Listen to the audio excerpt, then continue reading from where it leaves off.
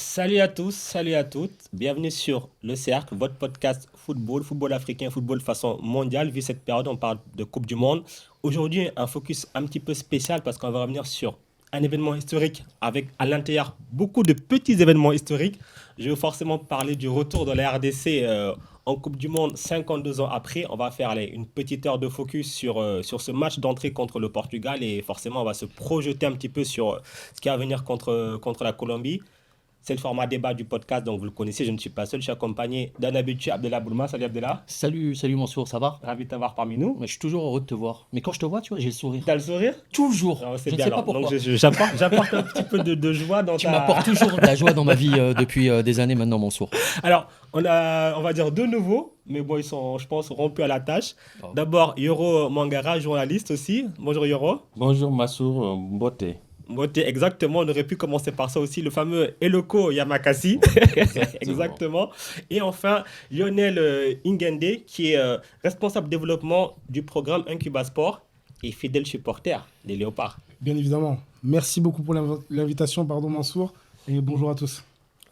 Je vais d'ailleurs commencer par toi. Je vais faire une petite introduction. Ben, alors, comme je disais, quand je disais de l'histoire dans l'histoire, retour de la RDC en Coupe du Monde 52 ans après, c'est un événement. Je pense que tout le continent, qu'on a suivi les barrages Afrique, puis les barrages intercontinentaux, on s'est pris d'affection pour cette équipe des Léopards, jusqu'au ce match contre la Jamaïque qui va au bout de la prolongation. Ensuite, quand je parle d'histoire dans l'histoire, ben, il y a ce match nul contre le Portugal. Donc, premier point aussi en Coupe du Monde, là aussi historique. Et enfin, ce but de Yohan Wissa, premier buteur de l'histoire de la RDC en Coupe du Monde. Je me retourne vers toi. Là, je ne veux pas le responsable, machin, je veux le supporter. Incroyable, Incroyable. incroyable, incroyable en termes de sensations. Tu l'as rappelé, le parcours déjà pour arriver en Coupe du Monde, le Congo, on a vraiment souffert. On a vraiment souffert, on a eu un- Non, c'est long, vraiment, franchement, c'est long. ça a Double été barrage. très très très très long. On a été joué aussi dans des terrains très hostiles. On a eu un match notamment contre le Cameroun où il pleuvait, mais incroyable. Et on a Chancel Mbemba qui a été héroïque vraiment à toute fin de match.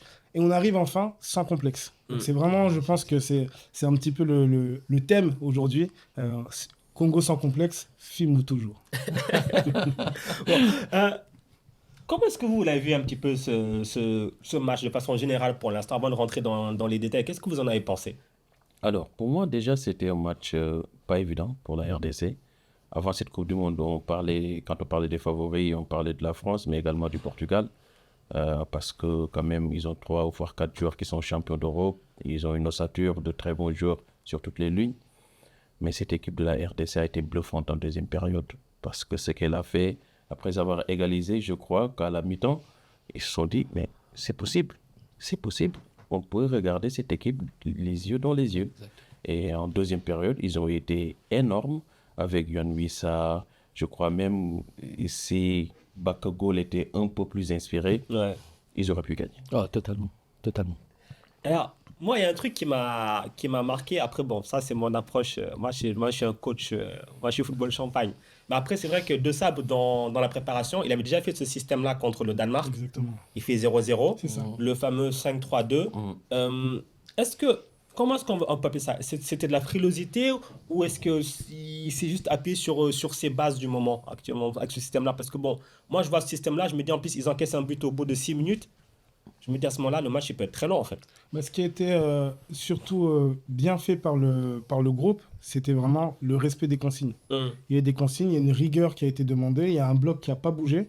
Et ne pas se déconcentrer après un but aussi rapide, moi je trouve que c'est vraiment une preuve de maturité.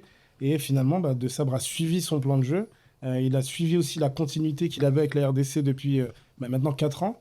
Et il a suivi sa logique et finalement, ça a été assez tactiquement, assez malin de sa part aussi. On peut parler d'une certaine frilosité, mais il faut se rendre compte quand même, après 52 ans, revenir en Coupe du Monde, une première Coupe du Monde pour tous les joueurs, même pour De C'est vrai Sabre aussi, aussi, hein. ça reste quand même forcément un peu crispant au début du match. Mais une fois effectivement qu'il y a eu le but, bah, finalement, ça les a peut-être libérés aussi en se disant, on n'a rien à perdre. Et on va avancer un peu sur le Absolument. match après, mais on aurait peut-être même pu espérer un petit peu mieux. Mais totalement même. Moi, ce qui m'a fasciné, moi, dans cette équipe, chez les Congolais, en fait, c'est l'état d'esprit. On peut parler de tactique, on peut parler de ce que tu veux. Mais l'approche mental de ce match m'a énormément plu. Pourquoi? Parce qu'en face, tu as les Portugais. Les Portugais sont des grands favoris. Sur chaque ligne, c'est quand même du top mondial. Neves, Vitinha, Conceição, ici, Fernandez, Bruno Fernandes, mais c'est du très très haut niveau. Et j'ai trouvé en fait l'approche de Sabre très intelligente et dans la continuité en fait de ce qu'il a proposé sur ce long parcours, sur ce marathon même chaotique, un marathon, enfin jusqu'au match en Jamaïque. Tu as évoqué le Cameroun tout à l'heure. Ils avaient terminé à 22 points, me semble-t-il. 22 points, mais c'est énorme. N'importe quelle équipe africaine aurait dû normalement passer avec à 22. Ils sont dans un groupe qui est difficile parce qu'il y a le Ils Sénégal. sont dans un groupe difficile. Ils sortent de ce groupe-là, ils terminent face à la Jamaïque, et enfin, après une cinquantaine d'années, ils se retrouvent en Coupe du Monde. Et en fait, moi, encore une fois, c'est l'état d'esprit inculqué, qu'il a réussi à inculquer chez ces gamins. C'est pas forcément des joueurs, enfin, il y a des joueurs expérimentés au sein de cette équipe, c'est pas une équipe hyper jeune non plus, mais ce qui m'a plu, c'est cette approche du match, au même titre, que de nombreuses sélections africaines. On arrive, on n'est plus vos petits. On n'est pas vos petits. Là, on arrive, on vous montre qu'on est capable de faire de belles choses. Tout à l'heure, après je laisse la main, mais tout à l'heure, tu as évoqué l'approche en termes de football. Pour moi, ce n'est pas un football minimaliste qu'il a proposé. Il y a des équipes qui proposent du football minimaliste. Lui, il a composé avec ses forces. C'est-à-dire que depuis un an... C'est hyper important, c'est qu'il joue avec ses armes, et ses armes, c'est un milieu, c'est un bloc bas avec qui peut passer en médian et avec des flèches devant. Et c'est ce qu'il a proposé face au Portugal. Ils ont eu des difficultés sur les 10 premières minutes, mais ils ont réussi à se remettre à l'endroit, et même jusqu'à la fin, tu l'as dit très justement à l'instant, ils auraient pu partir avec les 3 points. Moi, je crois que leur parcours a forgé cette équipe. Exactement. Parce que quand vous perdez à domicile face au Sénégal, vous allez chercher cette deuxième place. Après, au barrage, vous tapez quand même le Cameroun, le Nigeria. Mais c'est fort. C'est quand même très fort. C'est très fort. Quand vous sortez de ça, premier match de la Coupe du Monde, vous n'avez jamais enregistré le moindre point. Vous jouez contre qui? Contre le Portugal, l'un des pays favoris. Vous êtes, mais attends, on va essayer de gérer les 10-15 premières minutes. Malheureusement, vous prenez un but, mais vous réagissez à temps. En deuxième période, je crois, aidé par le fait que le Portugal jouait à 10, bien sûr. Et ils se sont dit, c'était possible. Et c'était possible. Hier, ils auraient pu battre. Mais je me suis dit aussi, quand tu te dis, j'ai jamais pris de points dans cette nouvelle compétition, tu prends un point, tu peux aller chercher une victoire après et te qualifier, tu ne vas pas mettre tous tes œufs dans un même sac. Mieux vaut ne pas perdre et aller chercher la qualification que de perdre en premier. Ce que tu dis, pardon, ça souffre un peu de la comparaison avec l'Algérie, qui rencontre l'Argentine. Tu joues l'Argentine, par exemple. Enfin, je te fais un petit comparatif très rapide pour que tu comprennes ce que je veux dire. Tu joues face à l'Argentine. Tu te dis, écoute, l'idée, en fait, on s'en fout, en fait, qu'ils perdent face à l'Argentine. C'est pas l'idée. Ta compétition, c'est pas l'Argentine. Exactement. Ta compétition, c'est les autres. Le Congo, ta compétition, c'est pas le Portugal. C'est excellent ce que tu dis là, parce que juste après la qualification en Coupe du Monde, on avait fait une émission spéciale RDC pour cette qualification. Et justement, on s'était dit, en fait, en tout cas, c'est dans l'approche qu'on a vue, c'est-à-dire qu'en fait, tu as un gros match qui est un match gala. Merci. Le Portugal, c'est-à-dire que tu perds, on va dire c'est normal. C'est normal. Tu arrives à faire un résultat, en fait, c'est du bonus. Exactement. Parce qu'en fait, ta compétition, tu vas la jouer contre la Colombie et contre l'Ouzbékistan. Parce que ce nouveau format avec les meilleurs troisièmes, 3 points, tu peux passer selon ce qui se passe. Mais 4 points, tu es tranquille. 4, tu passes. T'es tranquille. Et prendre ton premier point en Coupe du Monde contre le Portugal, c'est juste exceptionnel. Et ils ont aussi fait preuve, il y a un mot qu'on n'a pas, c'est la maturité de ce groupe. Ouais, c'est la maturité mentale de ce groupe-là. Encore une fois, on pourra parler du Portugal, évidemment, qui a longtemps ronronné dans ce match. Ils ont eu des occasions, mais il y avait aussi des occasions de l'autre côté. C'est-à-dire que si, il me semble, je crois qu'il en a eu deux, je crois qu'il en a eu deux. Il y a eu deux flèches devant. Le plan de jeu de Sabre aurait pu mériter mieux. Enfin, sur ce match-là, à mon sens. Alors justement, tu parlais de la maturité. Justement, pour tout ce groupe-là, même le coach, première Coupe du Monde, il y a beaucoup d'équipes, on a vu par exemple le match de l'Afrique du Sud aussi. Ouais. Il y a beaucoup de joueurs expérimentés, des trentenaires et autres, mais c'était la première match de Coupe du Monde. Pourtant, ils sont tous passés à côté. Tous. Le match d'ouverture, moi, l'Afrique du Sud, je ne l'ai pas reconnu par exemple. Catastrophique de 90 minutes. Après, bon, Bruce, il est parti en conférence de presse, faire une conférence de presse. Je me suis dit, mais est-ce qu'il a même vu le même match que nous? Mais Bah, il fait du justement, gogo, enfin, on alors que connaît. justement, là aussi, pareil. Ouais. Pour tout ce groupe-là congolais, c'est le premier match de Coupe du Monde. Je veux dire, du plus jeune au moins jeune. Tout le monde. Premier match, 6 minutes, tu es mené. Je veux dire, mais. Et bizarrement, dans la tête, ça cogite pas. Ça cogite pas parce qu'on a eu cette expérience avec le Nigeria. Au final de barrage Afrique, ouais. On a voulu aller en Coupe du Monde, on a dû affronter le Nigeria et on a dû faire face à la même situation. C'est-à-dire on a encaissé tôt, il ne faut pas lâcher défensivement et il faut réagir. Là, on a été exemplaire au niveau de la réaction. Pourquoi ? Parce qu'on ne s'est pas démobilisé déjà. On a vu un groupe qui était soudé, on défend tous ensemble. Et je souligne aussi le match de Bakambu pour ça. Absolument. Alors, bien sûr, on va peut-être revenir sur... Il avait peut-être l'opportunité d'en mettre un, voire deux. Mais le travail qu'il fait en termes d'accompagnement, en tout cas de rampe de lancement au niveau défensif, c'est juste incroyable. Et moi, je sens poindre quelque chose d'intéressant dans la relation Wissa-Bakambu. Ah. C'est deux joueurs qui sont perturbants. Wissa a beaucoup de liberté en plus aussi sur le terrain. Il peut décrocher, il fait des appels très tranchants. Et on a eu, comme je le dis, une défense qui a été juste impeccable. Donc, un match très équilibré finalement au niveau Congo. Une bonne lecture de l'équipe du Portugal aussi. Et peut-être un Portugal qui était un peu suffisant aussi. Aussi, ouais. Parce que je pense qu'en fait, ils sont venus, ils ont marqué, et puis ils se sont dit, bon, ben, on va gérer, ou on va dérouler. C'est la gestion, Mansour. C'est justement la gestion de Martinez qu'il faut pointer du doigt. Bon, on n'est pas là pour parler de Ronaldo, mais c'est la gestion. Ils ont ouvert le score, il est parti sur une gestion. Là, il passe à 10, comment dire, c'était un football, ok, c'était léché, t'as des techniciens de haut niveau en face, mais ils ont cadré une fois. Mais est-ce que c'est pas là... Je ne sais même pas, il faudrait revoir les stats. Est-ce que quelque part, c'est pas là, je dirais... Une fois qu'ils ont mené 1-0, ils ont, entre guillemets, pas respecté la RDC en disant... Moi, je crois qu'ils ont respecté. C'était juste une possession défensive. Ils se disent, on mène 1-0, on a du talent, on va faire tourner, il y a d'autres matchs plus importants, on ne va pas forcer pour faire comme l'Allemagne, battre 7, etc. Sauf que, dans cette équipe de la RDC, il y a du répondant, et la RDC également a ses forces. C'est une équipe qui marque beaucoup de buts sur coup de pied arrêté. Et quand tu sais que tu es très fort sur les balles arrêtées, tu en auras une. Mais écoute, l'une des rares qu'ils ont eues, ils l'ont mis en fond. C'est du pragmatisme. Moi, je veux revenir sur, quand tu parles de Yohan Wissa aussi, c'est vrai que sur ce match, moi, je reviens entre guillemets un petit peu le Wissa de Brentford. C'est-à-dire que il fait un peu ce qu'il veut. Complètement. En fait, il est avec un duo. Il n'est ni 9 ni 10. Voilà, il est ni 9 ni 10. Il y a, à l'époque, c'était avec Mbemo. Voilà, tu vois. Et là, en fait, pareil, là, il a retrouvé le pendant avec Bakambu. Exactement. Bakambu, toi, tu vas aller t'occuper des défenseurs, machin, tout ça. Et moi, je fais un petit peu ce que je veux. Je vais un peu là et tout. Et même pour la défense portugaise, je pense que c'était dur à lire, en fait, ce qu'il faisait. Après, moi, ce que je voyais déjà, c'était... Il y a des choses, pour moi, qui ne trompent pas. C'est déjà le body language avant le match.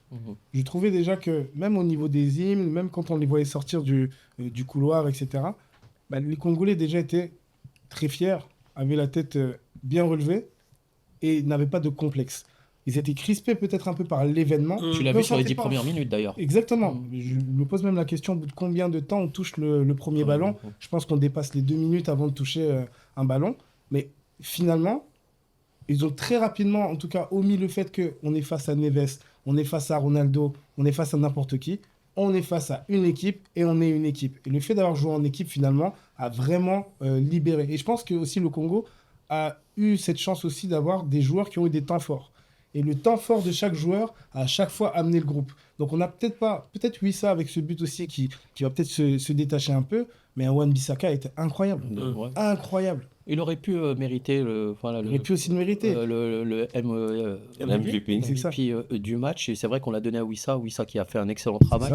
D'ailleurs, qui aurait pu, Araujo lui met un tampon pas possible à la fin. Il aurait pu sortir. Franchement, moi je voyais un rouge. J'ai pas compris pourquoi. Mais il y avait beaucoup de liberté devant. Et surtout, peut-être qu'on reparlera après. T'as le conducteur, peut-être qu'on reparlera après de l'aspect tactique de ce match-là, qui a été très intelligent du côté de Sabre avec la fermeture des couloirs, etc. C'est là où je voulais revenir avant le but, justement. Donc, justement, on a cette défense à 5, mais avec deux latéraux qui sont pas n'importe qui. Exactement. D'un côté, Massaku, d'ailleurs, il avait été beaucoup critiqué après la CAN. Ouais. Là, je pense que beaucoup de gens ont revu leur Avec cette critique. passe laser et un timing incroyable aussi, et justement sur le but, ce pied gauche, on en a besoin. Donc, Absolument. Vraiment, merci Absolument. Arthur. Merci beaucoup. Justement, revenons sur cette approche tactique. Donc, le fameux 5-3-2 qui peut être aussi Ouais, 3-5-2 en fonction des selon positions. l'auditeur, parce que tu as tes Une bonne deux, base, tes deux latéraux. Les deux pistons. Voilà, on sait que côté portugais, on comptait beaucoup sur les ailiers. C'est ça. Nuno Mendes surtout. Et Nuno Mendes aussi qui monte beaucoup. Et finalement, on les a pas tant vus que ça. Hein. Bah, en fait, si je peux me permettre, très rapidement, ce que je n'ai pas compris, c'est pour quelle raison en fait il excentre un joueur aussi important que Bernardo Silva sur le côté droit qui s'est fait manger par les Congolais. Il s'est totalement fait museler tout le match. Ça, je l'ai pas saisi. En fait, Et je pense- Bernardo Silva, c'est plus un joueur de couloir. Non, c'est pas un joueur de c'est pas un joueur de couloir. Enfin, c'est un joueur, c'est un métronome. Enfin, c'est un 10, Ouais. un 8, 10, etc. qui peut se projeter dans la surface. Enfin, on l'a vu à City. Là, il l'a mis sur le couloir. J'ai pas très bien compris la raison pour laquelle il l'a fait. Et en fait, ce dispositif défensif avec tes trois centraux plus tes pistons a énormément contrarié les plans de Martinez. Et je pense que c'est la raison. Enfin, le Portugal s'est englué, tu vois, a tenté de chercher, tu vois, la passe, le centre, etc. Et t'avais un bloc en face, mais imperturbable. Il y avait toujours un pied. Il y avait congolais, toujours un pied. Une épaule. Mais oui, mais c'est vraiment solide. C'est la raison pour laquelle je disais tout à l'heure, leur point fort, c'est ça. Tu peux pas. Est-ce que tu peux montrer t'arrives en Coupe du Monde, t'as pas forcément, c'est ce qu'on disait tout à l'heure, t'as pas forcément travaillé ta tactique, t'as 3 matchs de préparation, t'as des joueurs qui viennent un peu, t'as pas de vécu ensemble. Moi, je pense que c'est la solution. Et le fait de jouer bas, ça aide aussi parce que ça empêche des joueurs comme Neto, comme Nuno Mendes Exactement, de de prendre la s'exprimer. profondeur. C'est vrai. Et hier, Neto, il a été inexistant. Il a dû céder sa place en deuxième période. Ils ont eu du mal face à Joao Neves, qui les a énormément perturbés Parce entre que les lui, lignes. il se déplace entre les lignes, Ouais, il est très fort avec ou sans le ballon. Cette équipe de la RDC nous prouve quoi? Nous prouve que le football d'aujourd'hui, ce n'est pas une accumulation de talents. Merci. Il y a Absolument. beaucoup moins de talents qu'il y a 7-8 ans où quand tu avais des Bolassi, des Diomerzi Mbokani, des Trésor Loalois, c'était des super joueurs de ballon. Mais quand ça ne défend pas assez, quand le bloc il n'est pas compact, on prend des buts de partout. Là, c'est très fort et c'est très, très réfléchi. Et surtout la solidarité aussi. La Exactement. solidarité. L'abnégation, la solidarité, et tout ça avec beaucoup de maturité. C'est juste. C'est justement pour ce petit parallèle, c'est notamment ce qu'a déclaré Tourelle en récupérant la sélection. Il s'est énormément fait critiquer et il répond à la presse écoutez, le football, c'est pas une somme de talents. c'est ça. Enfin, le football, c'est un groupe. En fait, c'est un groupe, c'est une harmonie qu'il faut trouver avec des gamins qui vont rester un mois ensemble. Et ça, c'est hyper compliqué. Et le Portugal, on l'a vu avec Cristiano Ronaldo, la gestion de Cristiano Ronaldo les perturbe énormément. Et donc, côté congolais, côté RDC, moi, ce qui me fascine, encore une fois, je radote, c'est cet esprit de groupe. Tu vois, cette maturité, ce truc qui fait que, tu vois, ils ont compris. Moi, je pense que en fait, cet esprit de groupe, il sort pas nulle part. Ah. En fait, c'est toute la galère. De se Merci. qualifier, en fait, ça crée quelque chose. Merci. Il faut un lion. En fait, à un moment donné, il faut que vous ayez une vécu. histoire, un vécu, Exactement. des points qui font qu'en fait, tu vas accepter de faire des efforts pour C'est l'autre. ça. C'est-à-dire que Absolument. après le match, on va revenir, hein, je vous fais le truc, vous allez me dire si vous êtes d'accord ou pas. Après le match contre le Sénégal à Kinshasa, où tu perds, là, tu es plus bas que terre. Complètement. Tu es plus bas que terre parce que ta qualification, tu l'avais au bout, surtout que tu mènes 2-0. Et là, en fait, tu te dis, mais je pars pour un chemin de croix. Parce que, après, tu vois l'histoire des meilleurs deuxièmes qui arrivent, tu te dis, ok, Cameroun, et si je passe, Nigeria. Mm. Cameroun, tu bats, je crois, à la 92e tête de Mbemba. Bemba. Ça craint quelque chose. Nigeria, tu menais 1-0. Tu reviens, C'est un tir but. au but, les émotions, tout ça. C'est ça. Après, il y a un truc qui se crée Tu prends le remplaçant.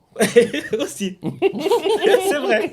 Ouais, c'est vrai. Un Après, but qui est incroyable. sur entre-temps, cette séance, ouais. Tu as la canne. Et le risque de la canne, Ouais. c'est que ça peut casser ta dynamique. Exactement, c'est ça. Ça peut vraiment C'est casser ta dynamique. Sauf que ça ne le fait Au pas. contraire, ouais. Alors, tu fais pas une canne comme en Côte d'Ivoire, Non, non. mais tu fais une canne correcte. Et puis, Bah, si tu tu te sors souviens facile. bien, tout de suite après l'élimination donc, contre l'Algérie, question qui est posée à Chancel Mbemba sur le groupe, et il dit nous, on est focalisé Coupe du Monde. Exactement. Ce que tu dis, le match de l'Algérie, je m'en souviens comme si c'était hier. Mais c'était dur de jouer contre. Non, c'était hyper dur. Ils étaient solides. T'as un éclair de génie de Boulbina. Mais oui. Mais sinon, tu vas au but. Boulbina qui ne sort de nulle part. C'est ça. Il te met un but fantastique. Mais pour sortir cette équipe, d'ailleurs, j'ai revu un petit peu les résultats.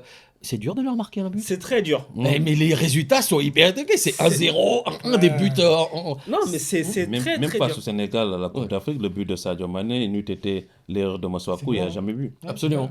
Non, c'est très, Faut très créer dur. un exploit. C'est limite. En plus, C'est limite, pardon, Mansour. ouais. Faut créer un exploit pour déverrouiller, enfin pour ce C'est coffre-fort Mais de ça. et dans le même temps, tu sais qu'ils vont avoir une ou deux occasions. C'est sûr. Et ils te la mettent. Ah, mais là, moi, je pense Hier, ça quand même- manquait. Ouais, Ça parce que manquait. voilà, là, on fait l'éloge. D'ailleurs, on caresse dans le sens du poil. Non, mais brasse attends, dans on le va sens- revenir sur ce voilà, côté-là. on On va brasse revenir dans- sur ce côté-là. Il y a Juste- aussi, Mais voilà, pour tout revenir- n'est pas parfait voilà, non pour plus. revenir sur ce que tu dis, donc Voilà. j'étais au truc donc, à la CAN. Donc, du coup, la CAN ne casse pas ta dynamique. Ensuite, tu vas à Guadalajara, jamais. Je pense qu'il se passe quelque chose là-bas.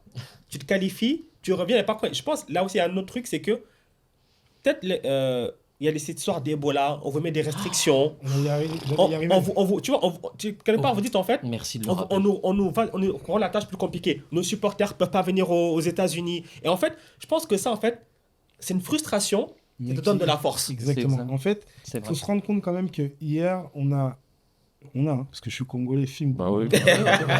Hier, on a joué contre le Portugal avec un stade qui était Il était acquis rouge.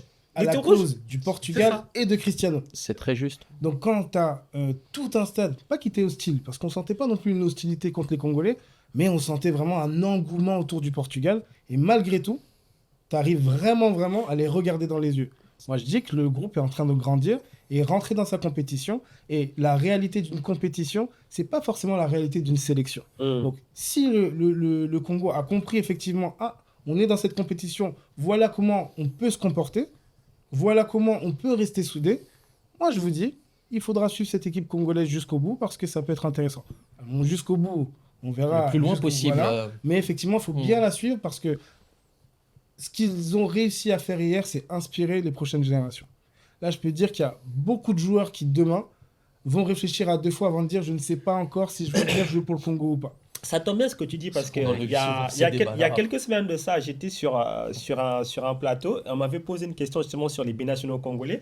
On m'avait dit oui, mais est-ce qu'il ne faudrait pas renforcer cette équipe pour la Coupe du Monde avec, on m'avait sorti genre 4-5 noms. Je leur ai dit, mais est-ce que ces gens-là, déjà d'une, est-ce que vous savez s'ils ont été approchés ou pas? C'est ça.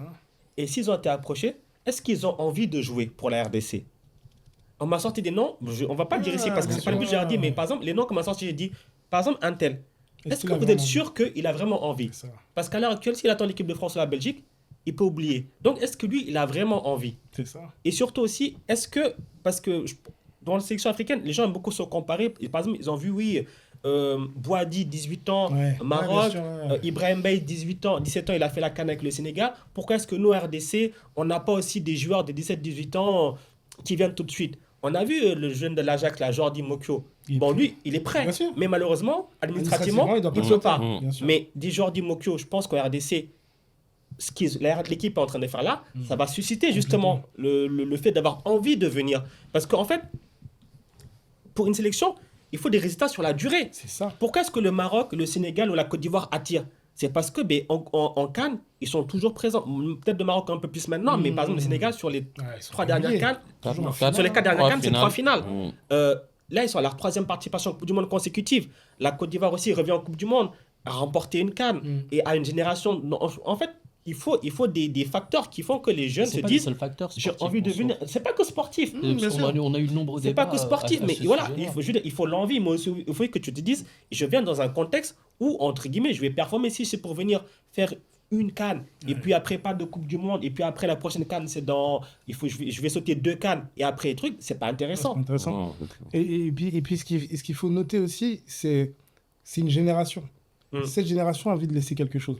Qu'on le veuille ou pas, cette génération, elle va sûrement, après la Coupe du Monde, je pense qu'on aura quand même du changement. On va voir comment ça va se passer d'ici la prochaine CAN, mais cette génération-là, elle est entre guillemets à son prime. Mais oui. Donc, il faut que cette génération-là puisse incarner pleinement le fait d'appartenir à l'équipe nationale. Et on l'a vu, l'avant-dernière CAN, donc en Côte d'Ivoire, on a eu ce geste de Cédric Bakambu, qui l'utilisait déjà pendant ses célébrations et qui a été utilisé même juste avant, je pense, la demi-finale contre la Côte d'Ivoire, pour dénoncer effectivement tout ce qui se passe à l'est du Congo. Donc on se rend compte que le Congo est porté par quelque chose de beaucoup plus grand que juste on est en train de jouer au football ou on est en train de participer à une compétition. Il y a des messages qu'on veut faire passer par cette génération. Et quand certains parlent de mercenaires, moi je vous assure, c'est pas des mercenaires. C'est des joueurs qui, très sincèrement, ont envie d'emmener le Congo le plus loin possible. Et on en avait vraiment, vraiment besoin.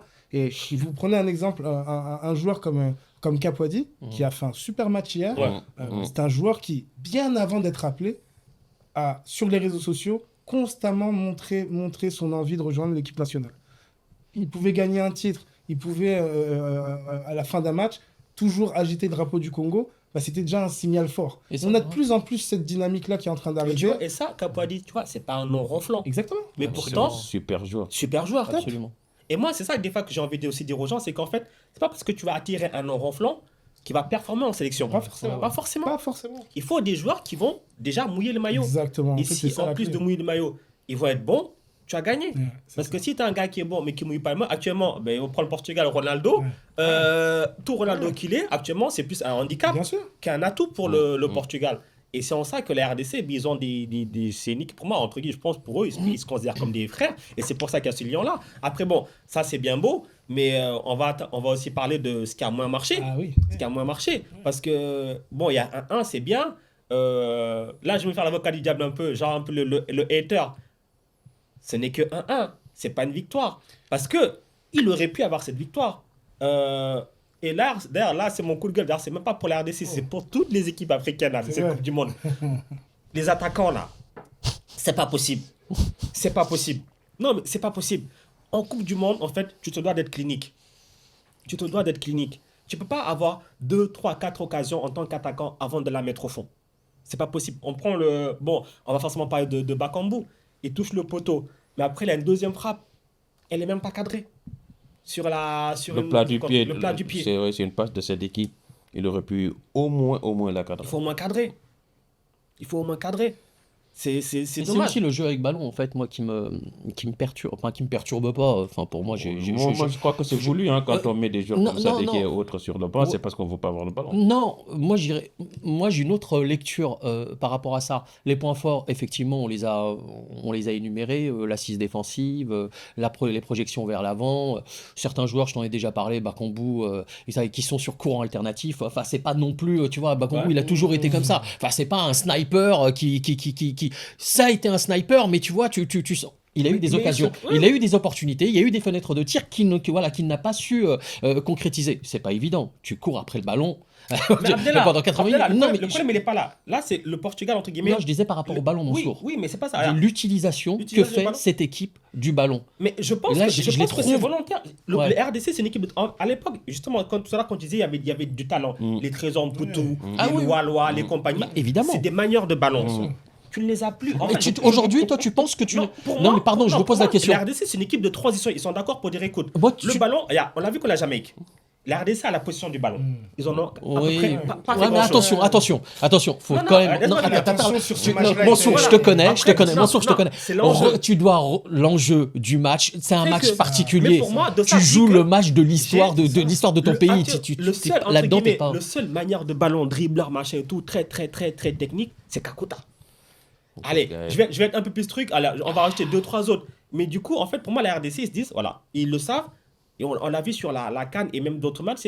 C'est pas on va défendre. Non, nous, on est une équipe qui fait mal en transition. Donc, on va être bien en place. On va tout contrôler. Et on va exploser à la récupération. Et parce que justement, d'ailleurs, les profils qui te mettent, c'est des profils explosifs. C'est Bakambu, profondeur. C'est Wissa. C'est tes deux pistons qu'on t'a mis. C'est pour ça, en fait. Pour moi, c'est voulu. C'est pas défensif forcément ou comme on dit, de l'Atlético ou autre. C'est juste que, voilà, écoute, nous, on est mieux en transition. C'est là qu'on fait vraiment le plus mal. Sauf que maintenant, offensivement, mais il faut que tes occasions, mais tu vas en avoir 3 dans le match, il faut que tu en mettes au moins 2 au fond. Mais tu sais, moi je pense que ce qui va être très utile pour le Congo pendant cette compétition, c'est le fait que Wissa ait marqué ce premier but-là. Pourquoi ? Parce que c'est un joueur offensif. Donc finalement, le secteur offensif va gagner en confiance. Parce que, on rappelle, le dernier buteur offensif, ça date de la CAN, c'était Bakambu contre le Sénégal. Sinon, on a eu c'est Bemba, des milieux on a et des eu défenseurs qui ont Kayembe, marqué. exactement, qui ont marqué sur les dernières rencontres. Mais je vous assure que ce but, en plus avec ce timing, avec cette passe laser aussi faite par Masuaku, je vous assure pour le secteur offensif, même pour un Cédric Bakambu, je vous assure ça peut le faire entrer dans sa compétition. Et il a quand même cet instinct de buteur. Il arrive toujours en plus à se retrouver dans une position très intéressante. Moi, je reste confiant sur le potentiel offensif de la RDC parce qu'elle est rentrée dans sa compétition. Si on avait eu un match où effectivement on a vu qu'on avait fait que souffrir et qu'on n'avait vraiment rien proposé, on s'était jamais montré dangereux, j'aurais dit ah oui là c'est vraiment inquiétant. Là je suis plutôt finalement quand même optimiste parce qu'on est quand même enfin rentré dans cette compétition avec un but de notre joueur quand même un de nos joueurs phares et un joueur offensif. Mais donc on peut même commencer à rêver. On peut s'imaginer que la Côte d'Ivoire, que la RDC passe en 8e. Là, elle est dans une autre compétition qui arrange le jeu de la RDC. C'est-à-dire rester bloc bas, sortir en contre et pourquoi pas aller au tir au but. Parce que ce ne sera plus le championnat, ce sera un match de coupe. Et croyez-moi, les matchs de coupe, ils ont montré face au Cameroun, face au Nigeria, qu'ils savaient le faire. Et ce qu'on avait évoqué ici, Mansour, par rapport à ça, c'est qu'il faut différencier la compétition du mondial et la compétition de la CAN. C'est deux footballs totalement, deux approches et deux footballs totalement différents. La CAN, on sait combien c'est difficile d'affronter ces équipes. C'est dur. La CAN, c'est dur. Je crois que c'est ce qu'il y a de plus dur. La CAN, c'est compliqué. Aller au bout d'une CAN, c'est dur. C'est mental, c'est athlétique, c'est physique, c'est tout ce que tu veux. Il faut vraiment des dépassements de fonction des joueurs de devoir, des charbonneux, etc. Ce qui existe aujourd'hui, ce qu'il y a aujourd'hui dans cette équipe, notamment incarné par Mbemba, on n'en a pas suffisamment parlé parce que ce gars-là, moi, si je le vois, monsieur, j'ai juste envie de vous serrer la main. J'ai juste envie de te serrer la main pour tout ce que tu as vécu. Tout ce que tu as vécu avec Marseille, etc. en club, ce que tu as vécu en tant que leader. Au sein de cette équipe, tu as porté cette équipe au niveau défensif, un peu comme a fait Sadio Mané. Je termine. Vas-y. Je sais que tu vas me couper. Je te connais par cœur. Je te connais par cœur depuis. Ça y est, 10 ans que je te connais. Tu vas me couper. Mais et je te dis simplement que cette équipe-là, au regard de la compétition, terrain pas hostile, mais environnement, oui, qui ne leur a pas été acquis. On n'a pas suffisamment parlé de l'extra-sportif, de ce qui se passe, etc. Ça a dû les porter. Ça les porte probablement, ça les porte forcément. Et leur championnat, leur tournoi va se jouer dans les 2 prochains matchs. Moi, je suis convaincu qu'ils peuvent y aller. Non pas avec, encore une fois, un football minimaliste, mais un football de transition. Et ils ont les joueurs pour. Ils ont les joueurs pour aller beaucoup plus loin dans cette compétition. Pour revenir à ce que tu disais sur Mbemba, c'est vrai qu'il a connu à Marseille une année horrible. Même pas au vestiaire, à la cave. À la cave, totalement. À la cave, malgré tout, De Sabre, on lui a toujours fait confiance. Alors que je pense qu'il y a d'autres joueurs, ils n'auraient pas eu de temps de jeu. Impossible. On ne même pas te convoque. Mais ça montre vraiment déjà la relation entre les deux et aussi l'importance de Mbemba dans ce vestiaire congolais. Bah, moi, après, on n'est pas revenu sur tout l'historique de l'équipe nationale du Congo. Moi, j'ai eu la chance, notamment en 2015, donc de 2015 à 2018, d'accompagner notamment Florent Ibenge sur tout ce qui était lié au stage de préparation des Léopards. D'accord. Dès lors qu'on avait un stage de préparation à l'étranger, j'ai travaillé avec eux pour qu'on puisse créer cette cohésion de groupe, ramener plus de binationaux, les tester, etc. Et moi, j'étais déjà impressionné à l'époque par le travail de Chancel. Chancel qui était capable de jouer en défense centrale, comme on le connaît aujourd'hui, mais qui était même aussi en milieu de terrain incroyable, aux entraînements incroyables, avec un mental mais d'acier. Et là, on sent maintenant la maturité et l'inspiration qu'il donne à tous ces jeunes qui sont autour de lui. Franchement, c'est... Bravo, c'est une masterclass ce gars. J'aime bien ce que dégage en fait ce joueur. Et même en tant qu'homme, encore une fois, tu as été à la cave. Il a rien dit. Tu l'entends pas en dehors du terrain. On l'a pas entendu. Les critiques, il s'est tu. Alors qu'on savait pertinemment que c'était compliqué, qu'ils l'ont foutu à la cave, il a su se relever, trouver un club dans la foulée, et même devant les médias, il a pas, il s'est tu, il n'a rien dit. Et la sélection qui a été un véritable bol d'air pour lui, il faut le reconnaître, enfin on l'a vu sur le terrain. c'est un exemple pour ses jeunes partenaires, c'est un exemple au niveau de la sélection, et c'est le facteur risque, le facteur X de cette équipe. C'est très très costaud. Il y a un joueur qui disait il n'y a pas longtemps qu'il ne faut pas me parler d'âge. Mais il a parfaitement raison. Quand on voit Chancel Mbemba, le match qu'il fait hier, il était en 1 contre 1 face à l'un des meilleurs dribbleurs du monde, c'était Raphaël Leao hier. Mais qu'est-ce qu'il fait? Il l'attend. Au bon moment, il pose le pied sur le ballon et il récupère. Et tu te dis, mais la tranquillité, la facilité, l'intelligence surtout. Parce que combien de fois il anticipe les erreurs de ses partenaires pour couvrir. Moi, c'est un joueur fabuleux, exceptionnel et qui met du cœur, qui montre à tout le peuple congolais que vous pouvez compter sur moi. Franchement. En fait, c'est ça aussi parce que il a une pression folle sur ses épaules, ce gars-là. Incroyable. Les gens ne se rendent pas compte. Il a toute la pression de la section c'est sur lui. Et il absorbe ça vraiment sans aucun Comme problème. on dit, il boit la pression. Ouais. Non, mais c'est vrai. Non, mais c'est incroyable. En fait, on se rend pas libère compte. les autres. Tu sors pas ça en capsule. Il y a ma mère qui regarde. Non, mais vraiment, c'est ça en fait. Tu as toutes les attentes des supporters, tous les matchs, tout.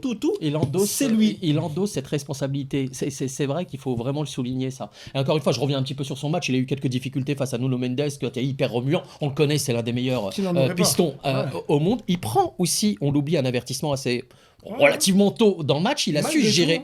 Il a géré malgré cet avertissement. Je revenais aussi tout à l'heure sur un truc sur les difficultés de la préparation. On avait vite fait parler de ça parce que il y a cette histoire, oui, voilà, vous ne pouvez pas aller aux États-Unis tout de suite. Il faut faire 21 jours. Ouais. Donc, il y a le premier match à Liège contre le Danemark. Ensuite, direction l'Espagne. Puis là, le maire qui prend un arrêté, machin. En fait, moi, ce que je comprends, c'est que, écoute, l'équipe, elle est là. Ils ont joué en Belgique. Tout s'est bien passé. Pourquoi est-ce que tu fais ça? Du coup, ça les change. Ça change tout le plan parce que du coup, tu dois quitter l'Espagne pour revenir à Orléans. À huis clos. Entre-temps, tu te dis, ouais, on va aller aux États-Unis, il y aura nos supporters. Vos supporters, ils ne viennent pas. Vous les aurez peut-être au Mexique. Et après, même supposons que tu continues la compétition aux États-Unis, tu ne les auras pas non plus. C'était pas simple, hein? Non, pourquoi vous êtes gentil comme ça? Non, mais c'est scandaleux. Merci. Ouais. Pourquoi on est gentil comme ça? C'est scandaleux, Mansour. Non, mais Mansour, je t'ai connu beaucoup plus virulent. Je suis là pour lancer. Mais ce qui se passe, c'est scandaleux. C'est un scandale sans nom ce qui est en train de se passer pour leurs supporters, leur soutien. On n'est pas là pour parler de l'équipe d'Irak, etc. Ce qui se passe au sein de ce mondial, c'est un scandale. C'est un scandale pour cette équipe. Et franchement, ce qu'ils font malgré cet encore une fois environnement hostile. On parle de l'extra-sportif, c'est très très grand ce qu'ils font et je pense que ça les porte aussi. Ne pas avoir de supporters chez toi, à la maison, ce qui s'est passé avec Ebola, etc. Bon, moi j'ai eu quelques retours, on va dire que c'était un peu... la façon de respecter ce protocole sanitaire, franchement, il faut le suivre le protocole sanitaire quand ils étaient en Belgique. C'était un peu olé olé. Mais c'est normal, c'est normal, surtout qu'on parle de joueurs, ils jouent tous en Europe. Ils jouent tous en Europe. À partir de ce moment-là, à la base, il n'y avait pas de débat. C'est ça. Ils jouent tous en Europe. Et en plus, ce qui a été bien corrigé par la fédération, c'est que normalement, avant la préparation, le Congo était censé retourner en République démocratique du Congo, donc à Kinshasa, juste avant de commencer ces matchs. Mais finalement, ça n'a pas du tout eu lieu. Donc, il n'y a pas de sujet, en principe, par rapport à ces 21 jours d'incubation. Pour moi, ça a été des sursanctions disproportionnées. Et pour moi, c'est de la discrimination. Ça s'appelle de la vengeance. C'est de la discrimination. Mais je trouve qu'en fait, nous, on aime aussi, justement, tu veux nous discriminer, c'est là qu'on va te montrer. Exact, c'est ça, c'est là où je voulais en venir. Exactement. Mentalement, vous avez réveillé quelque chose. Exactement, c'est ça qu'on va lancer. En fait, il y a des choses, des fois, ça te sert de booster. Ouais, bien sûr. Ça te sert de booster, tu dis, ok, vous avez fait ça, et ça, en fait, des fois, dans un groupe comme ça, tu te dis, écoute, c'est nous, entre guillemets, contre le reste du monde, en tout cas, contre les instances, des choses comme ça. Et ça te porte. Mais pour moi, Mansour, que les États-Unis soient un pays souverain, je respecte. Qu'ils aient leurs lois, je respecte. Mais pourquoi donner la Coupe du Monde à un pays qui ne respecte pas le reste du monde? Un pays qui ne peut pas accepter d'accueillir. Le Qatar a accueilli la Coupe du Monde. Le Qatar est contre l'homosexualité. Au Qatar, on ne vend pas de l'alcool. Pourtant, ils ont laissé faire parce qu'ils ont accepté d'accueillir des gens. La Coupe du Monde, tu accueilles le monde. C'est ça, c'est le principe. Tu accueilles le monde. C'est ça. Aujourd'hui, la Russie, moi j'étais là-bas en 2018, ils ont ouvert. Pourtant, c'est un pays vraiment flic. C'est un pays où ils ne badinent pas avec la sécurité. Si tu décides d'accueillir du monde chez toi, tu fais avec le monde. Mais vouloir organiser une Coupe du Monde sans le monde, c'est dégueulasse. Ce qui se passe aux États-Unis aujourd'hui, il faut le dire, c'est dégueulasse. Et puis si on compare en plus par rapport au Qatar, il y avait beaucoup plus de polémiques avant la Coupe du Monde au Qatar. Et finalement, pendant la Coupe du Monde au Qatar, on a eu quand même, au global, largement moins de polémiques que ce qu'on a déjà au tout début de la compétition aux États-Unis. Non, c'est ça. Même sur la manière dont les matchs sont filmés, on nous change les règles du jeu. Après, quand on nous change un peu les règles du jeu, quand on a le cooling break, j'avoue que pour l'instant, ça nous réussit pas mal parce que ça permet effectivement de ces réajuster. petits ajustements tactiques et qui sont bien utilisés finalement par le sélectionneur. Ça s'appelle la géopolitique à géométrie variable, tout simplement. C'est à partir du moment où on n'entend plus les principaux accusateurs, la Coupe du Monde au Qatar, la Coupe du Monde en Russie, qui ont totalement disparu des radars. On Mais les après- entend absolument plus. Ouais. Les États-Unis sont un pays souverain. Mais il y a des règles à respecter. La Coupe du Monde, c'est le football populaire. C'est l'ouverture au monde entier. Au monde entier. Et on n'a pas évoqué le rôle et la responsabilité de la FIFA dans ce qui se passe aujourd'hui. Infantino qui se dédouane de Mais en tout- 2017, de- Infantino, il avait dit on ne peut pas donner la Coupe du Monde à un pays qui va mettre des restrictions. Oui, on a très bien compris. Grosso modo. Et Absolument. finalement, ce qui se passe, c'est que les États-Unis mettent des restrictions. Vous venez pas. Il y a des joueurs, le photographe de l'Irak qu'on a refoulé. Ça s'appelle un tri sélectif. L'arbitre. L'arbitre, pour moi, c'est insensé. incroyable. En C'est fait, insensé. est-ce qu'on va pas arriver à une dérive où un jour on va attribuer une Coupe du Monde à un pays, lui finalement il va dire écoutez, cette sélection elle vient pas, cette sélection elle vient pas, cette sélection elle vient pas. Et Ça qu'est-ce que tu pourras dire? Bah non, tu pourras rien dire parce que ça s'appelle un tri sélectif. Infantino aujourd'hui est sous la tutelle des États-Unis, de Trump, et sous la tutelle, et t'as beaucoup de pays africains, les votants, ils votent tous à l'unanimité pour Infantino. Enfin, ça c'est le paradoxe un petit peu, voilà. Enfin, on peut crier ici et pointer du doigt tous ces responsables, mais si le travail n'est pas fait en amont et si à chaque élection, la plupart des pays africains, puisqu'on parle du continent africain ou d'autres, mais là en l'état c'est les pays africains votent à l'unanimité pour Infantino, à un moment on n'y arrivera jamais. Mettons la politique et géopolitique de côté. C'est vous qui m'avez lancé Il là. y a eu ce point historique. Maintenant, il faut le valider. Il va être validé. Il y a le match contre la Colombie, à Guadalajara. C'est moins le plus dur. C'est une ville qui vous rappellera des bons C'est souvenirs, ça déjà. des très bons souvenirs. Je pense que déjà quand l'équipe va arriver à Guadalajara, Déjà, les souvenirs. le mood il vont va être revenir. positif. Exactement. Il va être très positif. Le stade, ils connaissent, le mood est positif. Et puis surtout, les Mexicains sont avec les Congolais. Enfin. Et Congo, hermano, Mexico. Et je pense que ça peut faire vraiment grandement la différence d'avoir réussi donc à accrocher ce Portugal-là. Il faut vraiment rappeler le 11 type et le banc qu'il y a au niveau du Portugal. Mentalement, déjà, on arrive bien.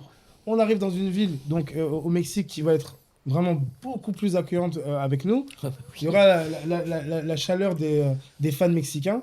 Et en même temps, on va continuer à écrire cette histoire qu'on veut absolument... Dans un stade mythique, Incroyable. dans un stade qui sent le football d'antan, dans un stade qui Il y aura les incarne, il y aura les Il y aura supporters. les supporters. qui incarne le football, tu vois, qu'on connaît nous. Qui incarne le meilleur joueur du monde de toute l'histoire du football, Merci. Diego Maradona. Il faut le rappeler. Mexico 86, c'est Diego Armando Maradona. Donc jouer dans ce stade de Guadalajara, pour n'importe quel footballeur africain, ça doit être un rêve de fou. Absolument, c'est le Graal. Ça devrait être le Graal. Le d'une certaine Graal, manière. et donc, en plus, valider sa qualification dans ce terrain. Ce serait Ouais, mais exceptionnel. les Colombiens aussi ils vont être en masse. Hein. Ah oui, mais ils seront en masse. c'est ce qu'on veut. à Tu sais, chaque tu Coupe sais du quoi, Monde, tu sais quoi, j'ai regardé, c'était quoi, Côte d'Ivoire, Équateur.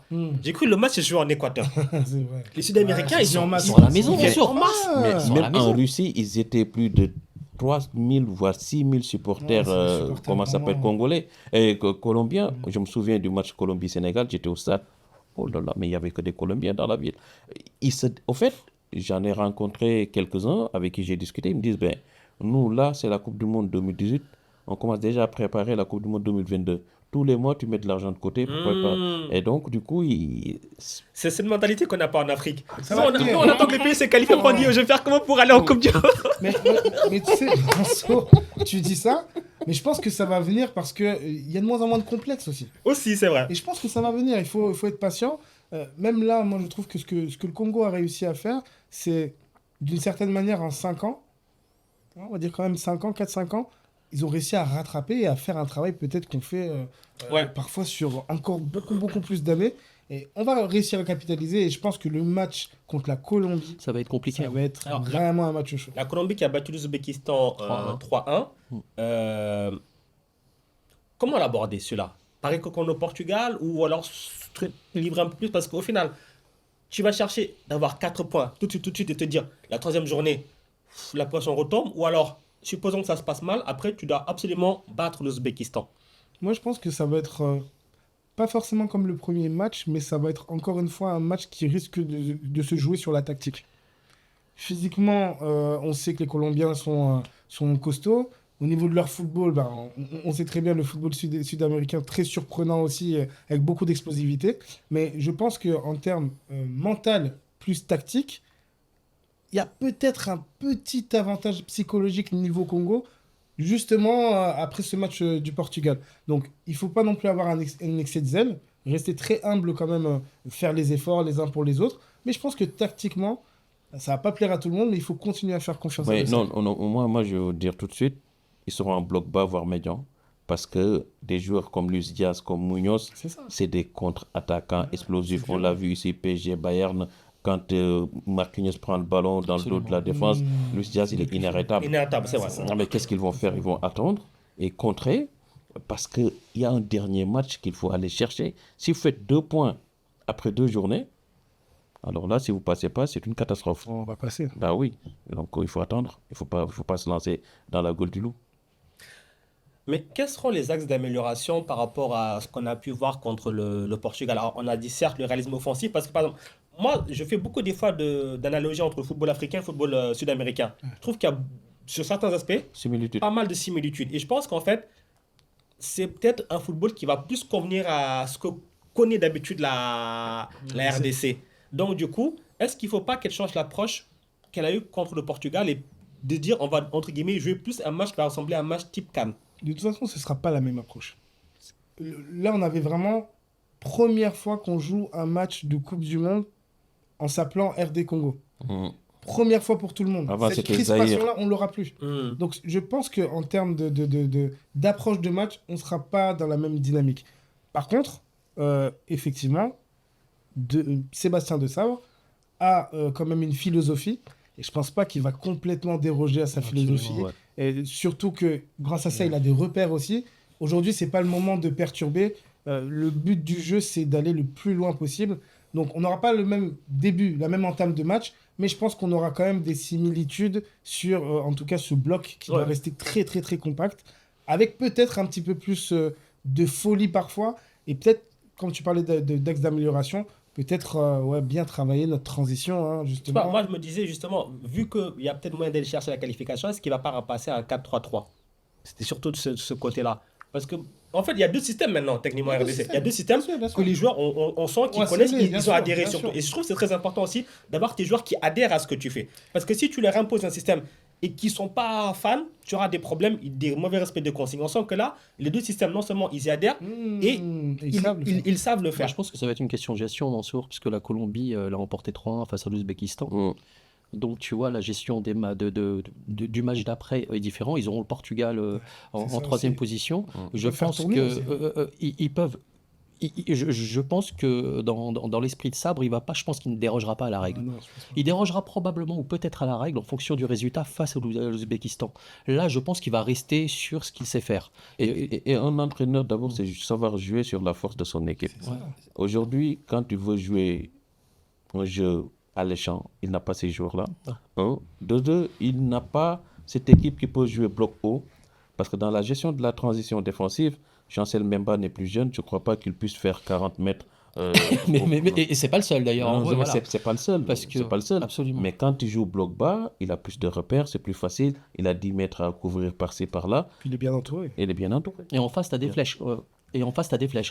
Tu as des flèches face à la Colombie. Moi, encore une fois, si tu me poses la question de savoir quel sera Le contenu de ce match-là, je pense que Desabre va rester sur ses acquis, ça va rester un petit peu derrière, transition, comme on le dit depuis le début de l'émission.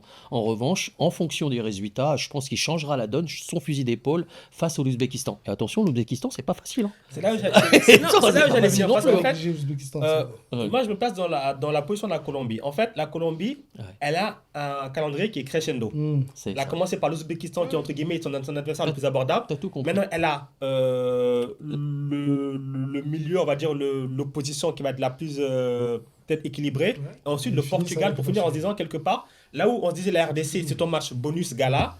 Peut-être que pour la Colombie, entre guillemets, ça va être un match bonus gala. Est-ce qu'il ne faut pas qu'ils se disent, bon, j'ai déjà 3 points, il faut que j'en prenne au moins mon 4e, voire face 6. Comme ça, au moins, la qualification, je l'assure au bout de 2 matchs. Et le Portugal advienne que pourra. Et du coup, est-ce que c'est pas ça qui peut compliquer la tâche à la RDC? Parce que la RDC, c'est l'inversé. J'ai commencé par le plus dur. Là, j'ai mon match le plus, on va dire, équilibré. Et je pars après sur l'Ouzbékistan, qui n'est pas faible, mais un petit peu un inconnu. Les points que veut récupérer la Colombie, ce sera face à la Côte d'Ivoire. À la RDC. Ouais. Les 3 points, ce ne sera pas face au Portugal au dernier. Donc je pense que ça va déterminer en fait. Je ne vois pas. Je pense que tu as plus d'intensité contre la Colombie. Non, je pense que ce match-là va être au couteau. La gestion, tu l'as dit, hein, ça va être crescendo. Eux, ils ont fait l'Ouzbékistan. Ils ont fait le boulot. Ils ont pris les 3 points. Donc face à la RDC, ils se disent, maintenant, il nous faut aussi les points. Même ils ont 3 points, il leur faudra peut-être 1 point pour passer, un match nul et ça suffit amplement aussi. La victoire, par contre, te fait que tu es qualifié tranquille, le dernier match tu peux y retourner. Parce que c'est plus facile de préparer un match contre le Portugal, tu as des données à n'en pas finir. Pour l'Ouzbékistan, tu connais les 2-3 joueurs et le reste, tu te dis, bon, tu vas faire beaucoup de vidéos. Après, je pense que justement sur le travail vidéo, le Congo a vraiment progressé. C'est-à-dire il ne faut pas oublier que pour se qualifier à la CAN, il faut aller jouer des matchs incroyables un petit peu partout en Afrique. Et parfois, tu n'as pas énormément de données. Mais malgré tout, et on va constater à chaque fois sur les interviews de Sabre ou des joueurs, qu'il y a un travail qui est fait sur la vidéo.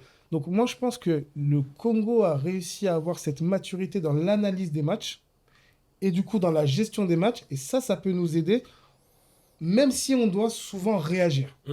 Pendant un match, souvent, on doit un petit peu réagir. On s'est fait un peu surprendre alors qu'on les avait bien lus. Maintenant, on doit réagir. On est habitué à ça. Moi, je suis assez confiant. Je trouve qu'il y a beaucoup de maturité quand même dans ce groupe. S'ils peuvent battre la Colombie, qu'ils n'hésitent pas pour éviter le syndrome du Sénégal en 2018. D'entrée, vous battez la Pologne, vous dites OK. Vous devez battre le Japon, vous faites match nul. Oh là là, il fallait aller chercher 1 point face à la Colombie. Et c'était encore la Colombie. But de Yeremina, on a 4 points, un carton jaune de plus, le Sénégal est éliminé. Il va falloir éviter ce syndrome. Et les cartons, du coup. Et les cartons aussi. Pardon, mais moi, justement, je m'interroge, c'est hyper stratégique en fait. C'est ça. Parce que là, tu te dis, est-ce que De Sabre va chercher une place de meilleur 3e ou est-ce qu'il va chercher une place de second? Parce que là, encore une fois, la Colombie, ils ont les 3. La Colombie. L'appétit vient en mangeant. C'est ça. L'appétit vient en mangeant. Ouais, mais tu as la théorie et la pratique. Non, c'est l'appétit vient en pertinemment. mangeant. Tu sais que c'est. On nous prédisait 7-0. C'est-à-dire qu'en fait, si tu peux déjà faire un très grand pas dès le 2e match. Toi, tu penses qu'il faut lâcher les chevaux. C'est ce que tu es en train de me dire. C'est-à-dire que tu peux pas prendre le risque de dire, je vais jouer comme ça un petit peu avec la peur parce que l'Ouzbékistan, je ne sais pas ce qui va se passer. Supposons l'Ouzbékistan fait un résultat contre le Portugal. Eux aussi, ils font un. Tu sais que tout est possible. Imaginons aussi, ils font un. C'est-à-dire qu'ils vont arriver en disant, si on bat la RDC, on passe. Mais là, ça rebat les cartes. Si tu fais ton résultat contre la Colombie, si tu prends 3 points, tu es très bien. Si tu prends 1 point, tu en as 2. Là aussi, tu as un petit peu d'avance sur l'Ouzbékistan. C'est-à-dire qu'en fait, il ne faut pas que tu joues le dernier match en te disant un petit peu avec la peur en fait. Il faut que tu arrives en te disant je suis maître de mon destin serein. Mais je pense aussi pour la RDC, la clé ce sera finalement la récupération. Là, l'organisme des joueurs, il a quand même été aussi emprunté. On a vu les changements. Il fait chaud. Aussi est sorti, il fait très très chaud. Donc je pense que si les jours justement entre aujourd'hui et le match de la Colombie, on s'applique bien sur la récupération, c'est ça. On peut en fait à nouveau, tu as 6 jours. Tu as 6 jours. Donc tu peux à nouveau te présenter avec un visage, avec cette fraîcheur. Il y a quand même une certaine fraîcheur malgré les températures qui sont assez lourdes. Et puis tu peux te permettre aussi de garder cette lucidité pour justement être tueur, là où on nous dit que parfois on n'est pas assez tueur devant le but. Ça peut être important, la récupération. Et moi, je finirai juste sur un point, d'ailleurs, tu l'as très bien noté, tu l'as très bien dit, c'est en fait quand tu parles de la récupération, au boulot sur Sport News Africa, en fait, on s'était amusé à regarder un petit peu les camps de base des équipes et les parcours. Les voyages. Et la RDC, vous allez voir du pays. Hein. C'est Ah, ça. Mais non, aussi, non, franchement. comparé à C'est pour d'autres, ça. en fait, quelque part, il y a certaines équipes qui vont être désavantagées par rapport Ouais, à certaines. bien sûr, T'en as bah qui oui. vont pas trop bouger. Comme Et la vous, France. voilà, il faut le dire. Et puis voilà, vous avez commencé là, après vous descendez au Mexique, L'Algérie. après vous Remontez. montez. L'Algérie aussi, je crois que Algérie c'est le aussi, pays pareil, qui se tu vois, déplace. et ça peut jouer, et c'est en ça que finalement, avoir 6 jours entre 2 matchs, il faut vraiment bien les Bien utiliser utiliser, pour c'est ça. rentabiliser.